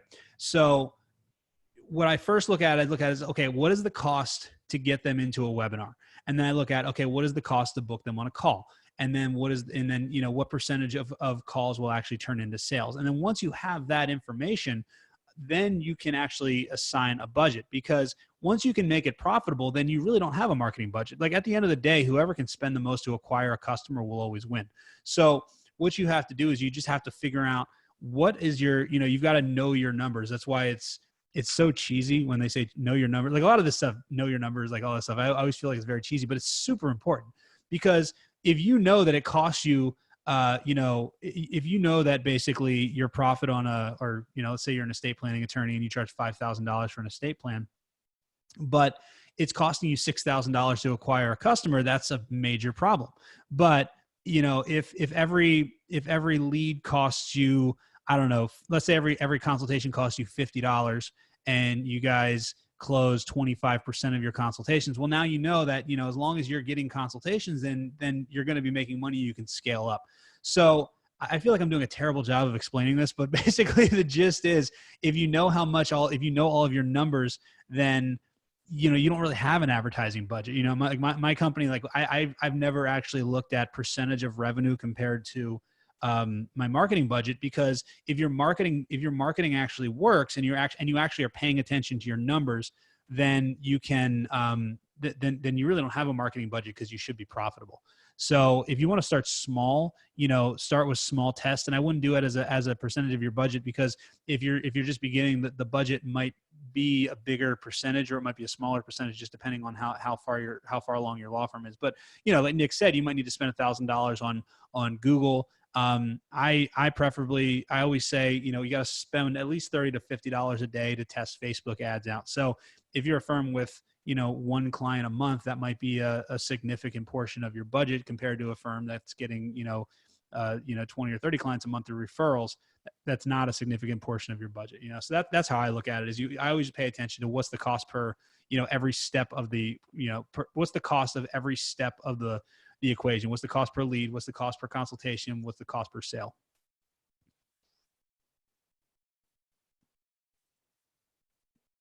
Oh, excuse me. Awesome. So we have a question about the team selfie hack. Yeah. Is there a real need for it to be a selfie? Can we just take a photo of the location / landmark, or is there something important about a person being in it? Yes, it's actually very important, because you're going to upload them to the team section of your Google My Business profile. And because, and that basically, it gives you a reason why you have all these random pictures of these people. So if you just had random, like a picture of like the Lincoln Memorial, for example, I don't know why I'm thinking about Washington, D.C., but if you have a picture of the Lincoln Memorial, that doesn't make any sense. But if you have your administrative assistant standing in front of the Lincoln Memorial, that now makes sense why it's on your profile, and it makes it compliant. Otherwise, Google could flag you for spam. Cool. And what's your take on using Fiverr for SEO? Don't do it. My take is it depends. It depends what you're asking for. Don't just hire somebody to do quote unquote SEO. Yes, definitely don't do that. But if you need specific tasks done, you can always go to Fiverr and try to outsource that, and you get what you pay for, honestly. So that's my take. Yeah, we've tested it out before, but I found that, like, I'm trying to think if there's anything that I've really done recently. Like a couple of years ago, we did some stuff with Fiverr, but I think the quality just has gone down, and a lot of the really spammy stuff that's offered on Fiverr just isn't. Like Google doesn't fall for it anymore. From what I've seen, like we try to do a lot more high quality stuff. So yeah, we don't touch Fiverr at all for SEO. We use Fiverr for a lot of stuff, but not SEO services. Yeah, I would agree with that. I use Fiverr to outsource like smaller tasks that I need, or bigger tasks that I can't. Oh yeah, graphic design, all that type. Like we use Fiverr. Chase, what are some of the things that we use Fiverr for right now? We use it for video editing. We use it for graphic design. Yep, a lot of thumbnails, video editing, any of those cheat sheet like designs for covers for those. So we use it for a lot of stuff. Also, if you get inundated with like the spam that Andy's mentioning on Fiverr, I've used Upwork before, and I love Upwork. I feel like the communication and the people that are on there are just significantly easier to deal with, and so I recommend them. Upwork.com. Yeah, we use Upwork. We have like 40 contracts on Upwork right now. Yes, it's good. Got one from Aletha here. Her family law and estate planning practice is less than a year old. Anything specific you would say for someone with a newer solo practice regarding marketing? Any differences in anything? Go ahead. Yeah, I would just go back to what we've been talking about. Is just and my thing is I do a ton of content. So Andy's thing is he does a ton of video content, but my team and I were constantly writing and putting out content. So like what you can do is just provide value to your customers and start talking about problems that they might be having. So you're a new family law attorney. Make sure you have a really clean website. Make sure that your web design is really good, and that you have every call to action where it needs to be and stuff like that. But that's more technical. But just put out a lot of stuff, and make sure it isn't just boring and short and spammy. Spend some real time on it and provide quality content to your customers, to your audience especially. And then just try to be in those places that we've been talking about, like Facebook groups, answering questions for people, putting out video on your personal Facebook, and just let people know that you are the expert in your area, and the customers will come. Yeah, again, I mean, I think that it's just more important than ever to create value and create content. You know, I feel like a broken record, but that's just the answer. It's providing as much value as you can, especially if you're a newer attorney. It's like, you know, you've got the opportunity. You're probably younger, so you've got the opportunity to kind of talk to a younger audience about a lot of these things that they don't have the answers to. Like, you know, child custody. Everybody, especially family law, everybody's wondering what's going on with child custody, child support now that people are unemployed. You know, what about domestic violence issues, different things like that? Like, these are all hot topics right now. And if you can just create a ton of content and just create it with the goal of being as helpful as possible. Now, like Nick said, he does a lot of content, like written content. I do a lot of video content, and it's really a preference. What you're better at. For me, I can create a video in like 5 minutes, and it'll take me like 3 days to do a blog post. So that's why I do video, just because it's easier. So it's whatever you're comfortable with is the best way to do it, but just try to help as many people as possible. And that's really what you should do, is just create as much content, help as many people as possible. Yeah, and just to go back to that, do what you're good at. So if you're like Andy and you're really good at doing video, like if I try to create a video, it literally takes me a week. I'm just really good at writing. I always have been. And a lot of my colleagues are good at writing, and that's what we do. So we push that. But stick to what you're good at. Awesome. So Dion says they've gotten a lot of questions about the president's directive conflicting with mayor's directive regarding stay-at-home. So a recommendation regarding trying to be helpful versus charging a small consultation fee. I don't know. What's the question? I guess it's, you know, should you charge small consultation fees during this time, or should just try to give as much free advice? Well, I mean, obviously the free advice is really what's going online. I mean, you know, deciding whether or not to charge a fee for a consultation is really a personal decision. It really depends on a lot of things, and I really can't advise on that. I know a lot of times people will use consultations as a way to kind of weed out tire kickers and stuff like that, which is fine. The question comes down to, is this a desperate times calls for desperate measures type of scenario? You know, if it's the type of thing where you know that you can, if you get somebody on the phone, you can probably close them. But right now people are hesitant to pay for a consultation, then maybe you need to start waiving the consultation fee right now. It's really kind of depends on your law firm and your specific industry, or sorry, not industry, your specific circumstance. I would guess, if I had to guess, that waiving consultation fees right now is probably a good idea, just because we're trying to get, you know, anything through the door that we can. But if you're fortunate enough that you're not in that scenario, then that would work.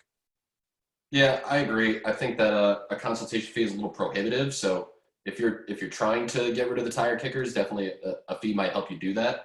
And one of my favorite things to do is like pretend that there's an upfront fee and that you're waiving it. I just feel like if I want to incentivize somebody, like, oh, we usually charge like $50 to get set up, but if you call me, you know, this week and you book a time with me, I'm going to waive that fee for you. Don't worry about it. And I just feel like that kind of gets people to say like, oh, they waived the fee and blah, blah, blah. But the consultation is supposed to be a tool for you to get somebody to convert, not a tool for you to make money. Here's the other thing. Whether you charge a consultation fee or not, you should always kind of give them a list of what you're going to do on the consultation so that it seems much more valuable. So like, you know, during the consultation, you know, we're going to go over your case. We're going to look at all your documents. We're going to take a look at, I'm just making stuff up right now, but basically, like, if you can list like 3 or 4 things, like if you look at the emails that we sent for this webinar, we didn't just say, hey, it's a webinar for marketing your law firm in a crisis. We actually said during this webinar, we're going to show you how to market your law firm without spending any money. And we're going to show you how to get reporters to contact you, you know, like all these different things that we talked about.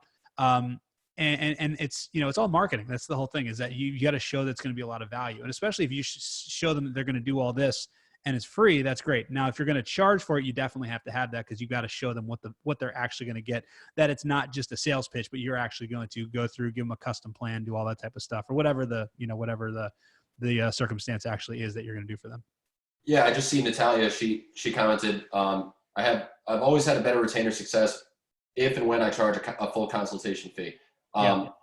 Honestly, higher quality lead. Exactly. And whatever works best for you. So if you find that it's prohibiting too many people, right, you might want to dial back the consultation fee. But if like I was saying before, if you do get inundated with leads and you do want to get rid of the tire kickers, it might be beneficial for you to have the consultation fee. So it's whatever helps you end up getting to the best possible outcome, right? Maybe you don't want to deal with all the leads, but you do want to get the best consultation or the best retainers. So you have to figure out what works best for you in that scenario. But if they're not necessarily beating down the door, my recommendation would be to not charge the consultation fee. Another thing you can do to get higher quality leads, you'll get fewer leads, is ask for more questions on like your contact form or during your intake process, because every question that you ask is going to be like a lower percentage of people will answer it. Like if you just ask email address and phone, like if you just ask for their email address, for example, you might get like a 50% opt-in rate. But if you ask for email address and phone number and full name and last name and maiden name and, count and court date and, annual income, like all this other stuff, you might get like a 15% opt-in rate, but there'll be much higher quality consultations just because of the fact that they gave so much more information.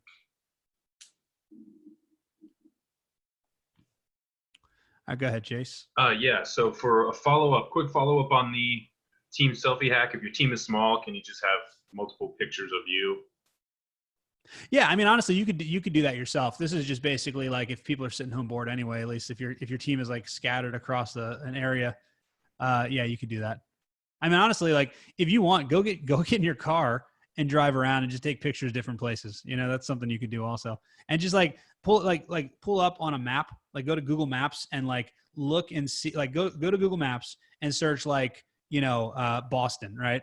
And you'll see Google will actually outline where Boston is. And then what you can do is just make sure that you're going around all the different parts of Boston of what Google thinks Boston is and taking pictures there. So if you can kind of like blanket the area or like do the north, south, east, west, and then northeast, southeast, northwest, all the different combinations, that will make you much more relevant for the entire city. All right. Someone asked, they don't want to connect the followers from their Facebook page, their law firm's Facebook page, with their personal Facebook page. They prefer to keep them separate. What are the pros and cons of that? Is that possible? Well, so you've got followers on your Facebook page, or is it likes now? I think it's likes. You got page likes on your business page, and your personal page is friends. So the difference is that you're going to reach a lot more people on your personal page than you will on your business page. So what you can do if you want to keep them separate is you can actually set people as like acquaintances on your business page. And that's one way to do it. But I mean, like right now, it's kind of interesting, but like when you post in groups and different places like that, you really should be posting as yourself, because you really want to be marketing kind of as yourself, not necessarily as the firm. If you're going to be, doing this kind of information, this kind of high quality information, because people will relate to a person much better than they'll relate to a business. I just find it really like corny and annoying when a business posts or like comments on like a post. So I'm just like, it's like weird. Like I see it on Instagram, they'll comment on something. I just much prefer like a person to person. And this way, you're speaking to as well. I also hate when like an attorney will do a really good video, right? And then the headline or the status update will be attorney Mike Smith says this. And that Mike Smith is the one that wrote the freaking thing. You know what I mean? It's like, come on guys, like just make it personal, like you're a person too. And that's the other thing. Like people get hung up on the fact that they think they have to be perfect all the time. And actually you and I were just talking about this before this call. Like, Nick asked me like, are you going to wear a button down shirt? Like what should we wear on this thing? And I was like, honestly, what I kind of started to realize is that as long as you're providing good information, people don't care what you're wearing, you know, like, so, and actually it can really go to benefit you. Like if you are creating videos and they're not produced, that's going to do a lot better. Like for me, for example, I've had videos where like my dog will be barking in the background or my kids will walk across the back or whatever. And, those videos typically do better because people can relate to me because they see that I'm a real person. And same thing with you. Like most people think that lawyers are kind of like this, like, they're almost it's like at a different level type of thing, right? But if you can show that you're actually a real person, you know, and like you'd probably be better like wearing like, I don't know why I keep saying Boston. I think it's because Paul's in here. Wearing a Red Sox shirt and a Red Sox hat will probably do better for you than wearing a suit. You know what I mean? Just because it makes you a real person, it makes you relatable to all those people in your industry or in your market, you know? So that's another tip for you. And for the record, I just wanted to blend in. I didn't want to be the guy wearing a full tuxedo at this webinar. I should have told you to wear a suit. You should have. I would have done it. A suit with shorts on. Exactly. Yeah. All right, Chase, who's next? Yeah, Tom had one more on the selfie hack. Do you need to make sure that your location services are enabled? Yeah, that is a good point. You have to make sure that location services are enabled on your phone. So what you do is you go into, I'm on an iPhone. You just go into settings. Actually, I think you just go into settings and then it's right in the middle here. Where is it? Oh, it's under privacy and then location services.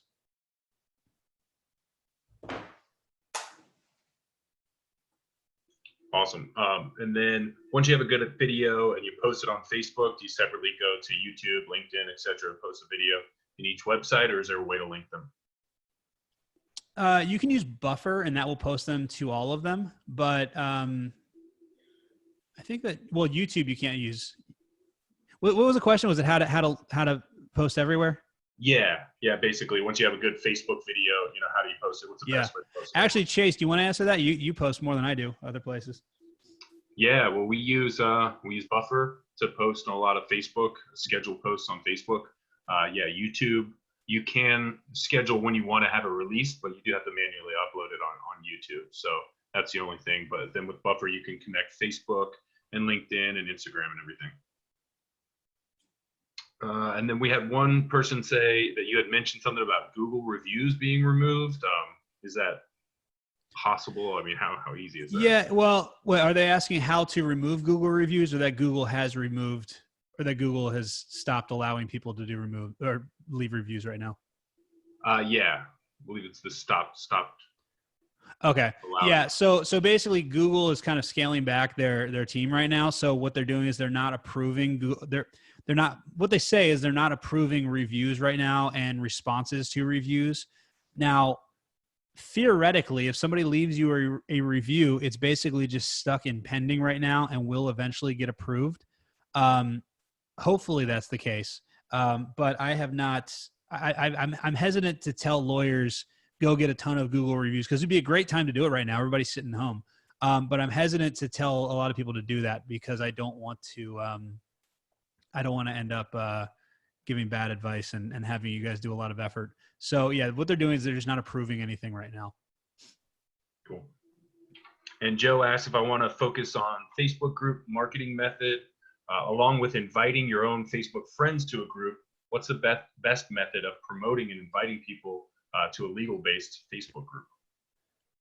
That's kind of a tricky one. Okay, so this gets into a much bigger topic. So the easiest way to grow a Facebook group, in my opinion, is you create a cheat sheet that follows that how-to without statement. So, if you're a family law attorney, it's basically how to, I don't know, what do people want right now? You got to figure out what do people want and what are they afraid of?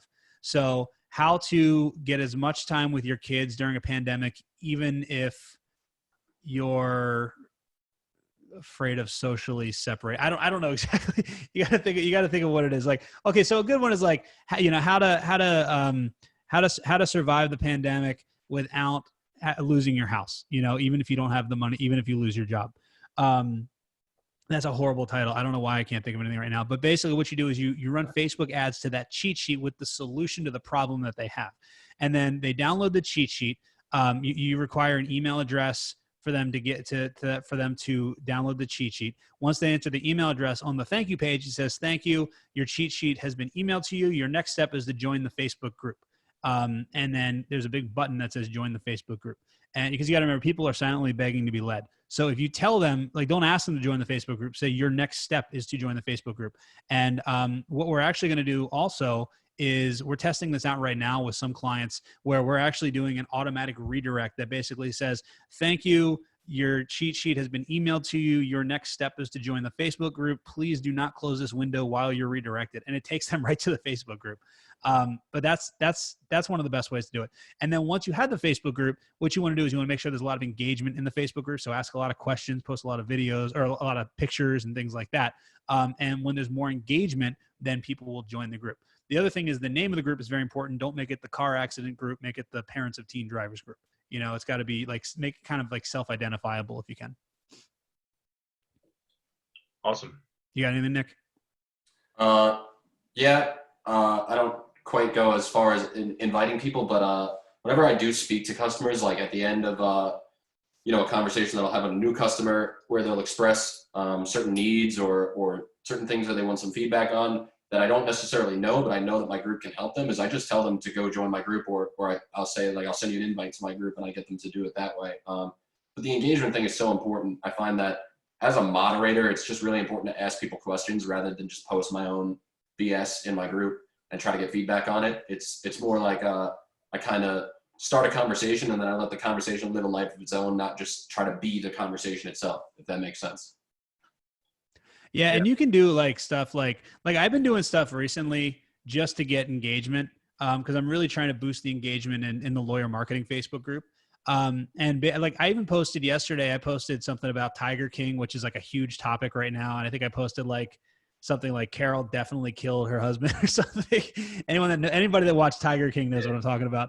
But like just stuff like that. Like, and like the other day I'm at home, and again, going back to being a real person, I was playing Uno with my son. So I took a picture and I just posted like, having a board meeting with my coworker, take a picture and show me your coworkers, and people started sharing pictures of their kids and their pets and all that type of stuff. And it just gets really good engagement. And those posts, believe it or not, get much better engagement than the posts where I'm actually showing you how to actually, get clients and like do certain things, which is crazy, but makes a lot of sense.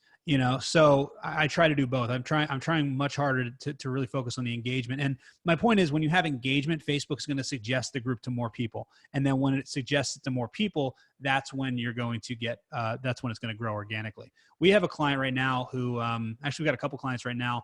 One is a criminal defense lawyer in Northern Virginia who I think his group's over 1,800 people now.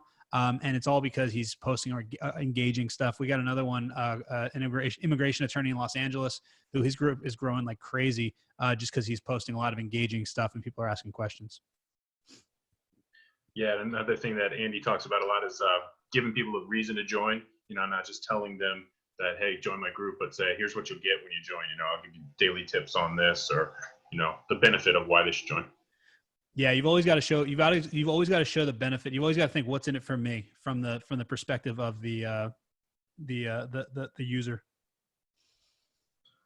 All right. Yeah, if you have a Facebook group, how do you handle other attorneys joining the group? Well, it's up to you. I mean, so for me, and Nick, you can answer this also in terms of your group. I don't let other marketers that I don't know in my group, because they just spam like crazy and they try to poach people and it just annoys everybody. So I particularly, I do have some marketers in there, but it's only marketers that I know personally that I know that they're not going to try to spam. Nick, what do you guys do?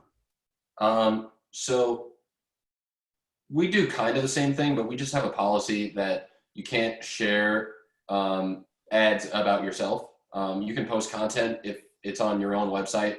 I think you're only allowed to do it like 2 or 3 times a month. Joe handles all that for me. But we just make it so that it's all conversational based and that people aren't just selling their own services. Once in a while, we'll get somebody like, hey, who has a good recommendation for, somebody to manage my Facebook ads? And I'll have a marketer in my group say like, hey, feel free to reach out to me. And again, like, I know this guy, I have a relationship with him. He's in my group. So it doesn't really bother me when people join. It's how they act when they get in there, if that makes sense. So if there's another attorney providing value in your group and he just, kind of helps to purport the conversation that you want to have and really helps people, I think that's a good thing.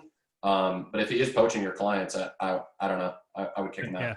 I had somebody in my group that was messaging everyone. And they even messaged my wife, because my wife's in my Facebook group, and, messaging about, I don't remember what it was, like, hey, I saw you're in this group. You should join my Facebook, my group. I said to my wife, my wife was like, you probably shouldn't message the group owner's wife, Yeah, probably not a good thing. Yeah. So That's fun. And do you recommend promoting a group through Facebook ads? I've never had a ton of luck with that, but you can definitely try it out. I don't think you can actually, what you have to do is you actually have to get like a bit.ly link and direct people to the group. If you're going to do that, I would do it to a warm audience. I wouldn't do it to a cold audience. And then I would also, you really have to really lead with the benefits. So join our Facebook, join the addiction recovery specialist group, where we provide daily tips on how to help your loved ones cope with addiction, how to, free resources available for people who are addicted in North Carolina, like stuff like that. Really hit heavy with the benefits. But I don't think you can link directly to a group. I think you have to go like bit.ly and then do the link there. Yeah, we don't use Facebook ads, but what we'll do is we'll do like content from our website. Again, we write a lot of blog posts, and we'll do like a discussion based thing based on like legal marketing. And at the end of the post, we'll say, if you want to join in on more conversations and discussions just like this one, feel free to join our Facebook group, and we'll leave the link there, and then you can promote that link on Facebook. All right, cool. All right, so we're going to do one more question, and then I have to run because I have a call at 4:00 with my clients for another hour where I do this just for them. Nick, thanks for coming and hanging out with me today. I really appreciate you co-hosting this with me. Definitely, if you guys need an answering service, you want to figure out how to handle your calls, what's your website? Answeringlegal.com? That's me. All right, cool. And if you guys want to talk to me at all about social media, anything you want to figure out how I can help you with social, go to call.andrewstickel.com, and we'll help you out there. Chase, do we have any last calls or last questions? Let's see. There. Just another one about criminal defense, with everything that's happening. How can they kind of boost up interest, boost up their services? Yeah, I mean, again, it's provide value and provide information on things that are happening right now. I mean, like right now, there's so much conspiracy theory that's going on right now. Like I've heard everything from basically the government has unleashed coronavirus so that people will stay in their house and they won't protest when, what I mean? Like when Trump cancels the election, what I mean? Like I've heard so many things like that, They're changing the batteries in the birds and they need us all to be inside. Yeah, exactly. There's so many things. So and I'm not saying you should play up the conspiracy theories, but basically there's so many things. There's so many questions about people's rights that are coming up every single day right now that you could just have a field day creating content about what's realistic and what isn't. It's funny. I somehow ended up down this wormhole a couple days ago about can they actually cancel the elections and figuring out what would happen with that. And what I found is that, it's actually really complicated. It was a really interesting story about what happens if let's say they do decide to cancel the elections, which by the way, I'm not a conspiracy theorist, but what I'm saying is it was really interesting basically. Well, if that happens, then it would actually benefit the Democrats for a couple different ways that I don't remember specifically why, but, just stuff like that. Like, I mean, just there's so much stuff you can talk about. You can talk about what happens if you're on probation or parole and you can't, and part of your condition is you're supposed to maintain employment and you just lost your job. What if you can't meet with your probation officer? What if you are on house arrest and you have an ankle bracelet on and you have to go to the hospital? What if you have an ankle bracelet on, your spouse has to go to the hospital? You know what I mean? Like there's so many things. Like literally just think of every single problem they could potentially have right now and just create content on it and just help people. Headlines in my head are going crazy right now. Like, myth dispelled. Can you do this during quarantine? Can blah, blah, blah. You know what I mean? Like, yeah. Even if you just help people discover the truth about what's going on, like you're still providing value and you're still educating them. Exactly. And just create videos that are designed to share. You know, you can start the video, be like, hey, everybody knows I'm a criminal defense attorney and I want to just set the record straight on something. So by the way, if you know somebody that needs this help, that needs to hear this, click the share button and share it because I want to get this message out. So a lot of people don't know this, but if you're under quarantine, you actually are allowed to leave your house under certain circumstances. First circumstance you're allowed to leave your house is this. And you know what I mean? Like just create stuff like that and people will share it and your name will get out there and then people will start messaging you. Another thing to pay attention to, and I have not said this yet, is you need to pay attention to your filtered messages because if somebody messages you that's not a friend on Facebook, it's going to go into your filtered messages and that's where messages go to die. So you got to go in there and you'll see people and you'll find a lot of messages in there that people have sent you where they're asking questions. So that's a big thing is filtered messages. I made that mistake a couple of years ago. Yeah. All right, cool. All right. Well, we're going to wrap up right now. If anybody has any other questions, definitely feel free to shoot me an email, andy@socialfirestarter.com. I'm happy to answer any of your questions. Thank you guys for hanging out. We've got 211 people still here. We hit 500. The room was completely full at one point, which is pretty amazing. I think when we set this up, we were like, hey, maybe we'll have 100 people on. And we hit 500 people on. So that's still have double amazing. that at the end of it. Yeah, that's pretty awesome. Yeah, for sure. So, all right, guys. Well, listen, thanks everybody for hanging out. Oh, can you restate that Facebook video post with one other example? Which Facebook video post is that? I think maybe they're talking about the examples for criminal defense that you just gave. Oh, example for criminal defense. I don't even remember what I said. Oh, something about probation. What happens if you? Oh yeah, probation. Oh crap, what was it? I can't remember. Click now. You click just lost your now, job friend because has of X. layoffs. And you're on probation, or I'm totally drawing. I'm drawing a blank too. I don't even remember. I remember the intro was really John, good. send me an email and I'll think about it and I'll send you some stuff. Andy@socialfirestarter.com. And if you have any questions about phones or anything like that, procedural, or you just want to chat about answering services, I am nick@answeringlegal.com. And Cool. Thanks everybody for coming. This has been a lot of fun. Yeah, this is awesome. Yeah. Thanks, guys. I'll talk to you soon. And good luck, everybody. Definitely, if you implement this stuff, let me know about it. I want to hear how it goes for you. And definitely want to hear some success stories. So we'll talk to you guys soon. Thanks. Awesome. Thanks, everybody.